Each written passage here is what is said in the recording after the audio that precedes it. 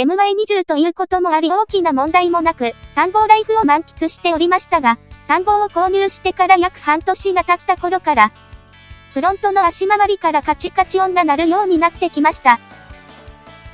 このカチカチ音はずっと鳴っているわけではなく、ハンドルを右に切って低速で走行した時に左フロントから鳴る感じです。バックの時も鳴っています。ですがハンドルを戻すと鳴らなくなります。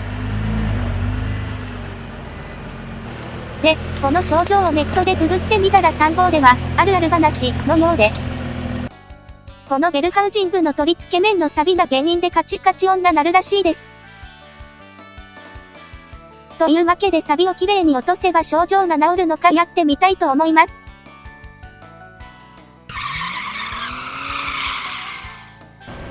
タイヤを外さないと作業できませんので、ジャッキアップします。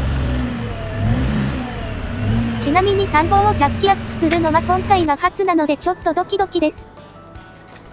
アスドロのジャッキもすんなり入り安心しました。ジャッキアップ後、馬をかけておきます。ホイールナットを外して、タイヤを外します。さすがに20インチのタイヤは重いですね。さて取り付け面はどんな感じかな。ホイールがついていた面はアルミコンはあるものの錆びついてる感じはありませんね。ですが、ハブリングのところは錆だらけです。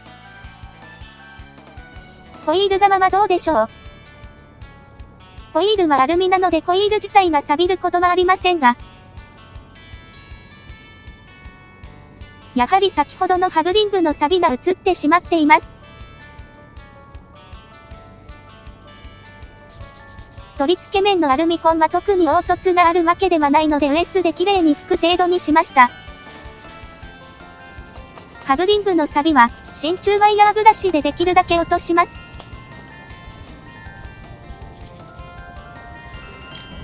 錆粉をきれいに拭き取ります。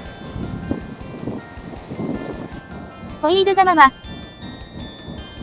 取り付け面をきれいに拭き、平坦な砥石で研磨します。映像じゃわかりませんが微細な凸を削り落とします。かけ始めとかけ終わりで音が変わります。アルミ粉をきれいに拭き取ります。そしたらタイヤを戻します。重いタイヤジャッキがあれば楽なんだけどな。ラッキダウンしてからホイールナットを本締めして効果を確認してみます。メンテ前になっていたあのカチカチ音はなくなったのでしょうか。ハンドルを右に切って低速走行してみます。お、カチカチ音が鳴らなくなった。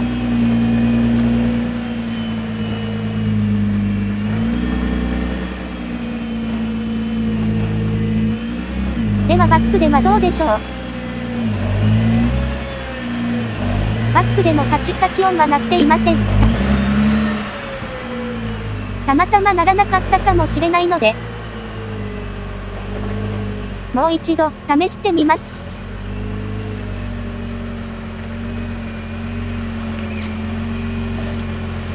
若干鳴ったような気もしますが、メンテ前に比べたら明らかにならなくなってます。マリアールの3号はたったこれだけのメンテでイオンがほぼ解消されました。同じようなカチカチ音が鳴ってる方は、ぜひメンテしてみてください。それでも解消されない場合はキャリパーとローターを外して、ベルハウジング裏の取り付け面のメンテが必要かもしれません。